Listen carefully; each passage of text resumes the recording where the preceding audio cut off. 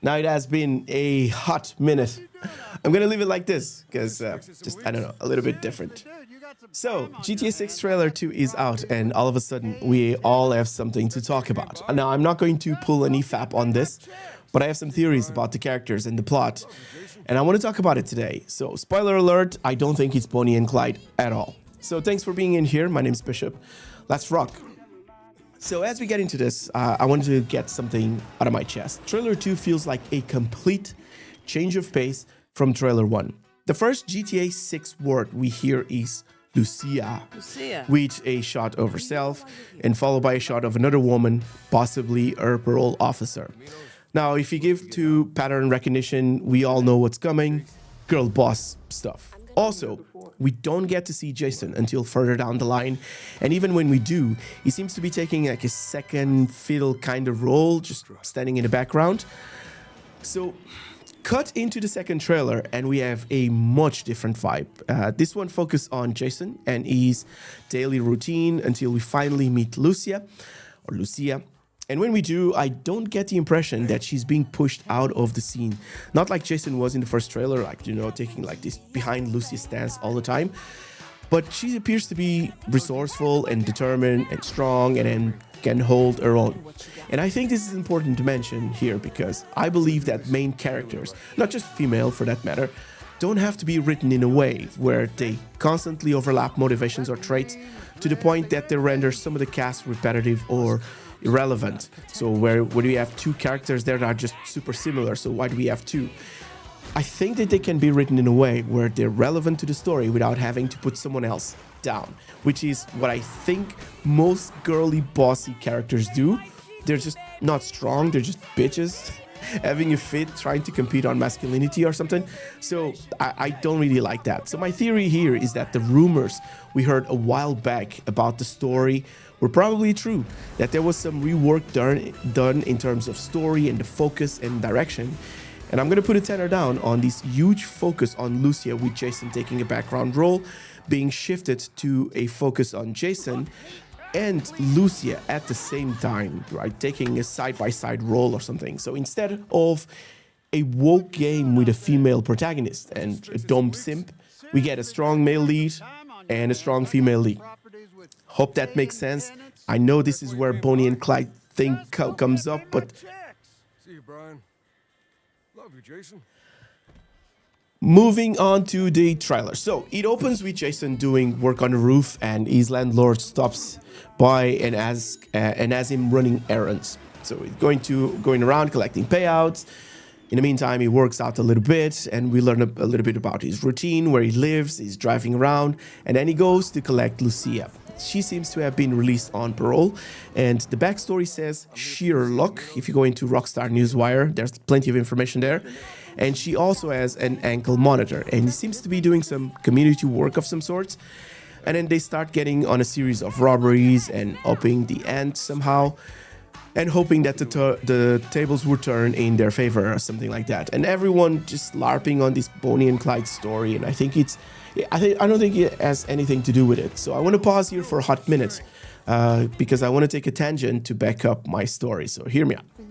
We all know that GTA pulls influence from the Fast and the Furious franchise, with some clever references to the movies. A whole bunch of cars are replicated in game already, with liveries and whatnot. And I did a couple of videos on this channel about it. I'll see if I don't forget to link them, but if you get a chance, go check them out. I'll try to link them somewhere. As for characters, we get, like, for example, which might be a reference to Taj's mechanic in Fast and Furious 2. Imani could very well be Ramsey, which shows up later in the series, which is a hacker. You yourself seem to take the role of Brian, which is like this undercover loyal driver that works sometimes with the FIB or the feds or the police or whatever, and a bit of a merc, but some military background or whatever. So, in case you haven't seen the Fast and the Furious movies, here's a quick speed run. Brian O'Connor is an undercover cop trying to bust this crew, which is jacking trucks on the highway. And he gets into street racing, and he earns trust of Dominic Toretto. He falls for his sister, Mia, and starts to question his mission. So eventually, he lets Dominic go and loses his badge over it. In part 2, he reconnects with Roman, which is an old friend doing time. And Roman agrees to help the feds in exchange for his freedom. Roman as an ankle monitor. Part 3, Tokyo Drift, is fun, but a little bit irrelevant here, so let's keep to part 4. Brian's back with the FBI, so he's working with them, and he's chasing down this drug cartel and reconnects with Mia. He joins forces with Dom at some stage, again to take down the drug lord, but Toretto doesn't get his pardon by the end of the movie. So Brian ends up breaking him out, and here he goes rogue once again. So Fast and Furious to part 5, Brian and Dom are working with to catch this criminal. This is where the series starts going down because they invited Rock, and then it all goes to shit after that. Anyways, I'm bringing all this because the GTA 6 trailer seems to be riffing off a similar arc there for me. So using some of the information we get from both the trailer and the Rockstar Newswire, again, like I'll see if I leave links below, we learned that Jason is an ex-military, so it's not a stretch to think that he can be recruited either to work as an undercover cop or to work alongside the feds, which is exactly the situation we saw Brian face during the Fast and the Furious storyline, where he's just constantly being brought back to work with police enforcement and whatnot. Then he connects with Lucia, which was released by sheer luck. And here, it can go either way.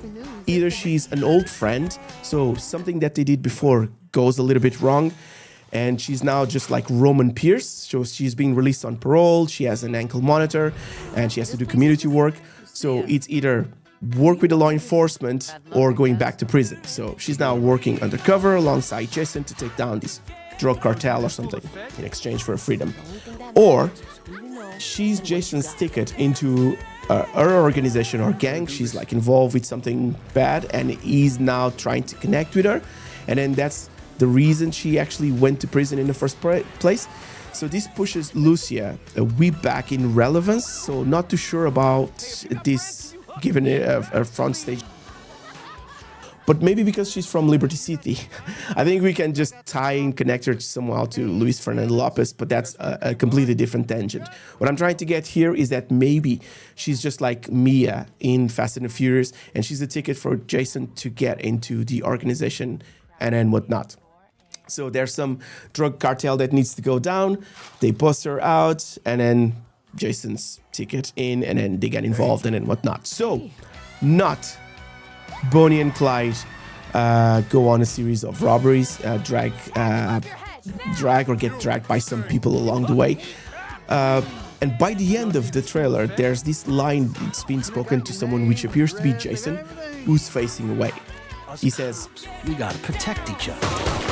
Now, his hair is similar to other shots that we're treated with, where he's not really rocking that military buzz cut. And my theory here is if he's not an undercover cop or fed or some sorts, gonna put another tenor down and say he's working with or for them. So to sum it all up, I don't think this is some woke Bonnie and Clyde fantasy. I think Jason's ex-military now working with or for the feds to take down a bigger organization, and Lucia is either an old ally, something that went wrong and then she went to prison and now she's being offered redemption, or she's Jason's way into this crime ring thing, and his ticket to infiltrate the crime ring. That's what I'm thinking. So what stands out to me is that they're both strong characters without undermining one another. And I think there's going to be a plot twist or something where each of them might have their own agenda and then clash in some sort. So to me, this feels way more like a Fast and the Furious set-up arc story stuff rather than a romance-driven heist drama thing. So that's going to be it for me. Let me know what you think in the comment section below. I want to know if you guys think that this is completely bull, which could possibly be. And I wanted to leave this here because in the future I want to see how right or wrong I was about this. I still think that this pulls far too much from Fast and the Furious, so I'm going to stick with this. Thanks very much for watching. I appreciate you guys being in here. Name's Bish, and I'll be signing out. Ta-ta.